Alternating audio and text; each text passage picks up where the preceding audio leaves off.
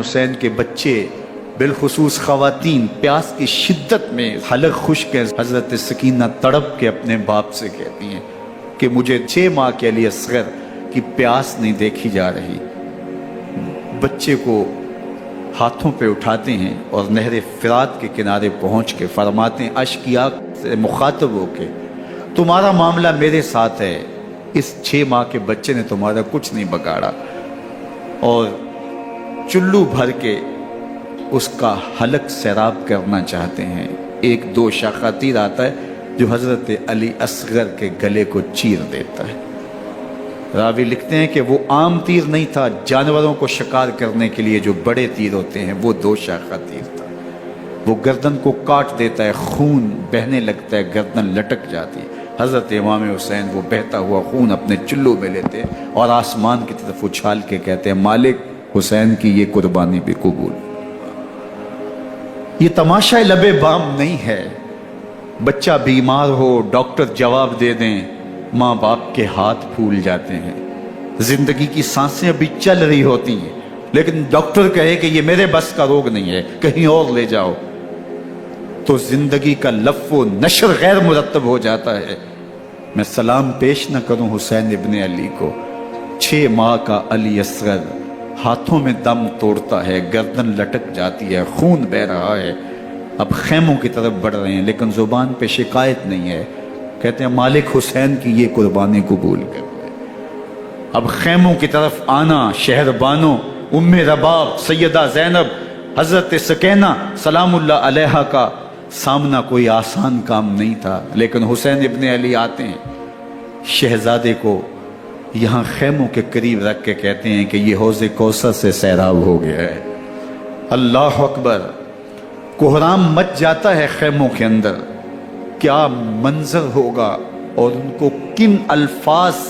کے پیرائے میں ڈھال کر کے ان کیفیات کو بیان کیا جا سکتا ہے جو اہل بیت کے خیموں کے اندر علی اصغر کی شہادت کے بعد کا منظر رقم ہو رہا ہوگا۔ اللہ اکبر، ادھر اشکیا آوازیں دے رہے ہیں، مبارزت کے لیے پکار رہے ہیں۔ زمانے نے پھر وہ منظر بھی دیکھا کہ جوان بیٹے کو 18 سال کی کمائی حضرت امام حسین میدان عمل میں بھیج رہے ہیں۔ وہ علی اکبر جو حسین کا نور نظر ہے، آنکھوں کا قرار ہے، دل کی تسکین ہے، اور پھر حضرت علی اکبر جب گھوڑے کی زین سے فرش زمین پہ گرتے ہیں تو باپ کو آواز دیتے ہیں، اور حضرت امام حسین جو ہے وہ آگے جا کے بیٹے کی لاش اٹھاتے ہیں۔ اللہ اکبر، 18 سال کے بیٹے کی لاش کو کندھوں پہ اٹھا کے خیموں تک لاتے ہیں اور ہاتھ پھیلا کے کہتے ہیں مالک حسین کی یہ قربانی بھی قبول۔ کبھی قاسم بن حسن کی لاش اٹھا کے لاتے ہیں، کبھی اونو محمد کی لاشیں اٹھا کے لاتے ہیں، بتیجوں کی، بھانجوں کی، بھائی عباس کے کٹے ہوئے بازو اور زخموں سے چھدا ہوا لاشا۔ کیا کیا قیامتیں تھیں جو اس کربلا کے ایک میدان کے اندر نہیں توڑی گئیں۔ حضرت امام حسین پر دکھ پہ دکھ، تکلیفوں پہ تکلیفیں، اب 71 لاشیں اٹھا کے خیموں تک پہنچا چکے،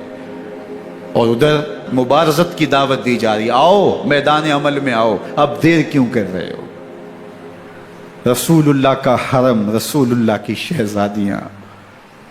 جو نازوں میں پلی تھیں، وہ کلیاں جو شبنم کا بوجھ بھی گوارا نہیں کر سکتی تھی، آج مصیبتوں کے پہاڑ ٹوٹ گئے۔ حضرت امام حسین کبھی شہربانوں کو، کبھی ام رباب کو دلاسا دیتے ہیں، کبھی حضرت زینب کو کہتے ہیں۔ حضرت زینب کربلا کے اس میدان کے اندر بڑے حوصلے کے ساتھ اپنے بھائی کے ساتھ کھڑی رہی، اپنے 2 بیٹے راہ خدا میں پیش کیے، ان کی لاشیں وصول کی، لیکن زینب جس جرأت کے ساتھ، جس پامردی کے ساتھ اس سارے منظر کو حوصلے کے ساتھ سہتی رہی، وہ یقیناً حوصلہ سیدہ زینب سلام اللہ علیہا کا ہی ہے، لیکن یہ وہ منظر تھا کہ زینب کا دل بھی ڈول گیا جب حسین ابن علی گھوڑے پہ بیٹھنے لگے اور ان کو گھوڑے میں بٹھانے والا کوئی نہیں تھا، اور جو بھی سوار جاتا پھر واپس اس کی لاش ہی آتی اور حسین ابن علی لے کے آتے۔ آج حسین ابن علی جا رہے ہیں، زندگی کا سارا سرمایہ لٹ رہا ہے، حضرت زینب سلام اللہ علیہا سنبھالے سنبھل نہیں رہی، حضرت امام رضی اللہ تعالیٰ عنہ اٹھے اور آپ نے حضرت زینب کو صبر کی تلقین کی اور کہا کہ صبر ہی بہترین ذریعہ ہے اور اللہ کی قربت کا ایک بہترین سبب ہے، اور ان کو صبر کی تلقین کرتے ہوئے فرمایا کہ میرے بعد تم نے اس ذمہ داری کو سنبھالنا ہے اور ان مخدرات اسلام کی، ان شہزادیوں کے پردے کی تم نے حفاظت کرنی ہے۔ اور پھر گھوڑے کی زین کس کے امام حسین لشکر اشقیاء کی طرف بڑھتے ہیں۔ اب خیموں سے سسکیوں کی آواز آ رہی ہے، ان کا سردار، ان کا تاجدار آج سب کو چھوڑ کے کربلا کے میدان کی طرف بڑھ رہا ہے۔ جرم کیا کیا، قصور کیا کیا، اس نے کیا زیادتی کی کہ آج نیزوں اور انیوں کے مقابلے میں 22,000 کا لشکر حضرت امام حسین پہ ٹوٹ پڑتا ہے۔ آپ پھر اتمام حجت کرتے ہیں، میں نے کسی کو قتل نہیں کیا، خون ناحق نہیں بہایا،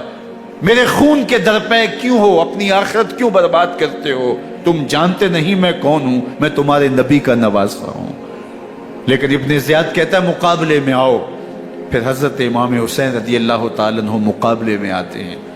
اور جب گھوڑے کو ایڑ لگا کے دشمن اشقیاء پہ ٹوٹتے ہیں تو پھر ایسا منظر ہوتا ہے کہ وہ بھیڑ بکریوں کی طرح آگے بھاگتے ہیں۔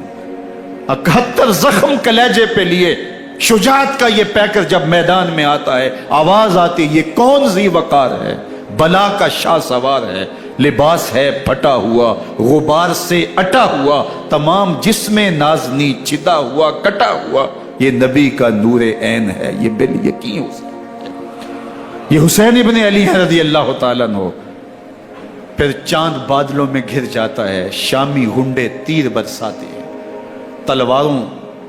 سے آپ کے بدن پر ضربیں لگاتے ہیں اور نیزوں سے آپ کے بدن کو پرو دیتے ہیں۔ جب آپ کا پیراہن بعد میں اتارا گیا تو آپ کے پیراہن میں 122 سوراخ تیروں کے تھے، 33 زخم تلواروں کے اور 34 گھاؤ نیزوں کے تھے۔ جب گھوڑے کی زین سے فرش زمین پر آئے، بدن چھلنی تھا، زخم زخم سے خون بہ رہا تھا، 3 دن کا پیاسا حسین، اللہ اکبر، بدن زخموں سے چور، 71 لاشیں کلیجے پہ لیے، مخدرات اسلام کے پردے کا خیال دل میں الگ ہے،